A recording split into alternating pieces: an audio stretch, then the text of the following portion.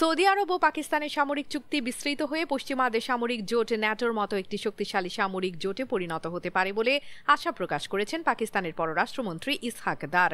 শুক্রবার ৩ অক্টোবর দেশটির পার্লামেন্টে বক্তব্য রাখতে গিয়ে তিনি বলেন, সৌদির সঙ্গে আমাদের সামরিক চুক্তি অত্যন্ত গুরুত্বপূর্ণ।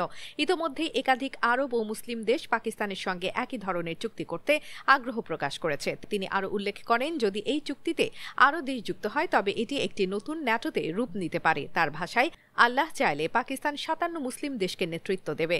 গত মে মাসে ভারতের সঙ্গে ৪ দিনব্যাপী সংঘর্ষের প্রসঙ্গ টেনে ইসহাক দার বলেন, যদি তখন এই চুক্তি কার্যকর থাকত তবে পাকিস্তানে ভারতের হামলাকে সৌদির ওপর হামলা হিসেবেও বিবেচনা করা হতো। এর আগে গত ১৭ সেপ্টেম্বর সৌদি রাজধানী রিয়াদে দেশটির ক্রাউন প্রিন্স মোহাম্মদ বিন সালমান এবং পাকিস্তানের প্রধানমন্ত্রী শেহবাজ শরীফ ঐতিহাসিক এই সামরিক চুক্তিতে স্বাক্ষর করেন। চুক্তিতে বলা হয়, সৌদি আরব বা পাকিস্তানের উপর অন্য কোনো দেশ হামলা চালালে সেটিকে উভয়ের উপর হামলা হিসেবে গণ্য করা হবে।